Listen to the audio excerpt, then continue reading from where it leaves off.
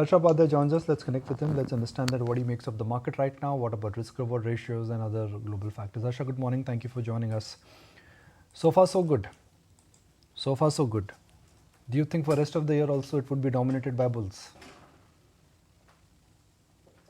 Good morning, Nikunj. Clearly, I think if you look at the markets, the flows have been very, very strong. If you look at last 4 or 5 trading sessions, probably they have been little weak, but otherwise, for the past 4 or 5 months, we have seen very strong flows from foreign shows. The domestic flows have been very, very sticky and growing as well. So to that extent, no issues on the flows. Yes, there will be ups and downs in between, but overall, I think India seems to be getting reasonable attention from everywhere. As far as earnings are concerned, clearly for the set of companies that have announced results until now, there have been lesser disappointments than in line or better than expectation kind of results. So to that extent, even the earnings season has held up quite nicely as compared to expectations. The only thing that one needs to worry is the valuations have moved up above comfort levels. They are not very, very expensive, but yes, in some pockets they are expensive. And overall, they are well above fair range of valuations. So to that extent, every now and then you are going to see some volatility in the market over the next few quarters, that's for sure. Sustenance of higher levels and higher valuations will be dependent on flows as well as delivery of earnings. One company which has delivered is Zomato. For a company where we thought that there would be a fat loss, they've delivered a smart profit. Other fintech and consumer tech companies are also, in a sense, talking about a clear guide towards path to profitability. So do you think now the narrative for some of these new age fintech, consumer tech companies, it needs to be changed? Because a year ago, the narrative was that, okay, growth is there, but where are the cash flows? Where are the profits? Now it has turned. Now it has changed. Clearly, whenever you see path to profitability becoming visible, definitely markets will reward that particular company or business. So I think that's going to happen across this space. Today maybe it's driven by one of the results and the entire sector or the entire segment is up. But one needs to be careful in terms of seeing whether all the companies are going to go in the same mode or are there going to be differences in terms of the path to profitability. We have also seen various other issues in some of these companies. For example, consistent selling from existing set of investors, which remains an overhang for many companies there. We have also seen many of the earlier set of management teams getting replaced or getting changed. So that's also something that one needs to keep in mind. And overall, you need to look at the overall business model and take a call. But yes, I think from the kind of negative sentiments that the entire segment had maybe a couple of quarters earlier to today, there has been a significant change, and that's a positive. Point taken, but the other space which has seen a very good set of earnings, at least compared to the expectations, and has seen a bit of a re-rating of sorts, is Pharma, right? Today as well, Cipla is high by 5%. A lot of other names are doing all right. What's your view on Pharma? Pharma continues to be a defensive bet, but unfortunately, there is no single sector-wide trigger, either positive or negative for the sector. So to that extent, we will have to evaluate stocks from a bottom-up perspective and then take a call. Yes, in a market which has gone up quite well in the last 4 or 5 months, we have not seen Pharma really participating to that extent. And anyways, Pharma has been an underperformer for the last couple of years as well. So to that extent, there is a relative valuation comfort there, but there is no single trigger that can take the entire sector up in our view. So you will have to evaluate them separately. 230, about 300 points higher for the Sensex. I think we are coming back and we are now looking quite stable. I look at the auto space, Harsha, it's been on a tear. Even the auto companies have come out with okay set of numbers. Two-wheelers are under pressure. Margins have not really come back. There's intense competition in the sedan market. What drives this sudden love affair of markets with autos now? Well, it's everyone knows that it's a cyclical sector. So to that extent, you may not wait for entire positives to really become visible. And we do know that the pipeline in terms of product launches has been strong. We have also seen very good launches in the recent past, which have evinced good interest from customers. We are seeing moderation in inflation across the board, which is going to come through in terms of profitability by lower input costs.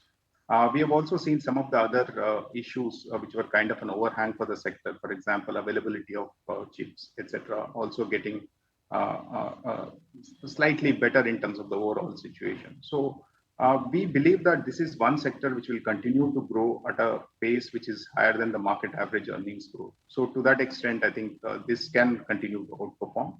But yes, in the immediate short term, just like many other sectors in the market, there is no opportunity in terms of the pure valuation in any of the sectors. So one has to be keeping that in mind and take positions. And the positions have to be from a medium to long term perspective rather than what's going to happen over the next one. You looked cement in the past and you've said, look, the cash flows in the cement sector are getting better. It is a sector where pricing power should improve. But the reverse is at play.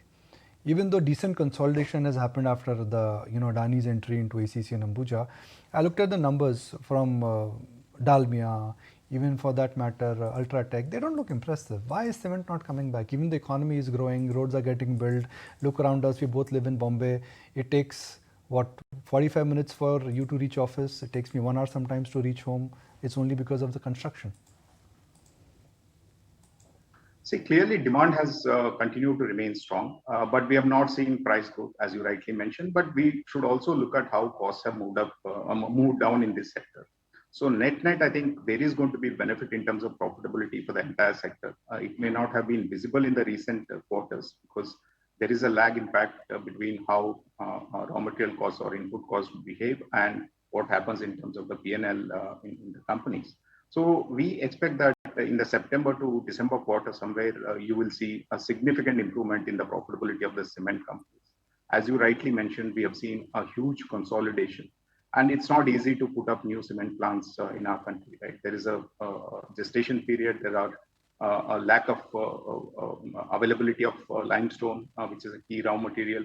So overall, I don't think the incremental capacity is going to grow at a pace which is higher than the incremental demand.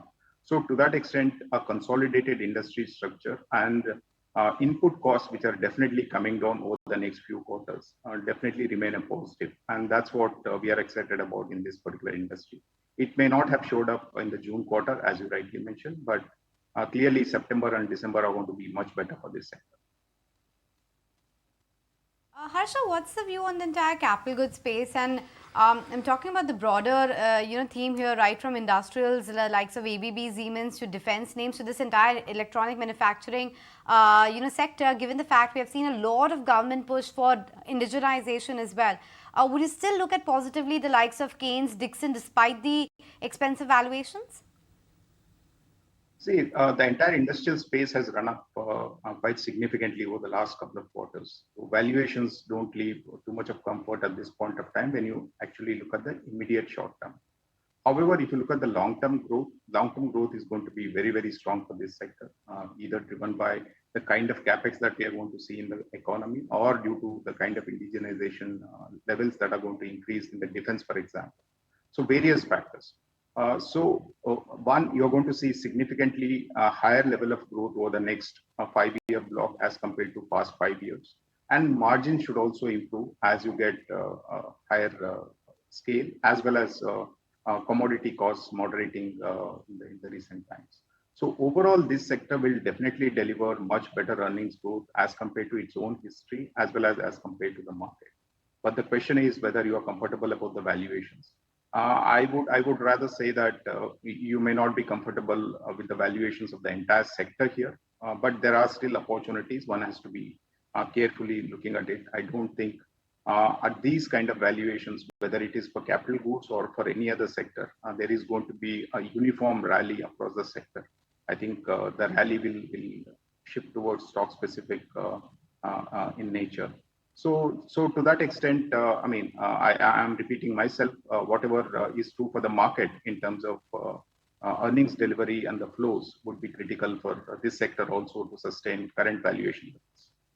The valuations are not entirely cheap, at least in the near term, and one needs to watch out for how this progresses. But Harsha, what's your view regarding large cap versus mid caps? Because of course there were a couple of funds that stopped the flow into the mid cap, saying that it's getting difficult to deploy the money there. How are you viewing the entire large cap versus mid cap universe? Clearly, relative valuation comfort is much more in case of large cap basket. It's probably trading at about 19.5 to 20 times 1 year forward earnings, which is higher than the long-term average price to earnings multiple. But otherwise, you can't say that it's very, very expensive. But in some pockets of mid caps and small caps, especially those which are not so liquid, we have seen valuations reaching to quite alarming levels, I would say. So to that extent, yes, there is a bit of a caution that is required when you are entering in mid and small caps from a short-term perspective. If you are staggering your investments, if you are taking a 3 to 5 year call on this basket, yes, there is still money to be made, but definitely the volatility is going to be much higher in this basket as compared to large caps. So on a risk reward basis, I would say probably large caps are better placed. What's the house view then with respect to the Nifty target? Do you think it's just going to get toppish around 20,000 if I can hold you to the levels there? We really don't work with any targets on either stocks or Nifty levels, but clearly at these valuations, which are higher than long-term average, probably you're going to see a slightly lower market returns than the earnings growth. We are expecting about mid-teens kind of earnings growth over the next 2 years, so that should be the thing. Okay. I just want to mark some stocks here, guys, and let's look at. No, I think Anisha is trying to whisper something. Zomato is up 12%. Why is it? Wow.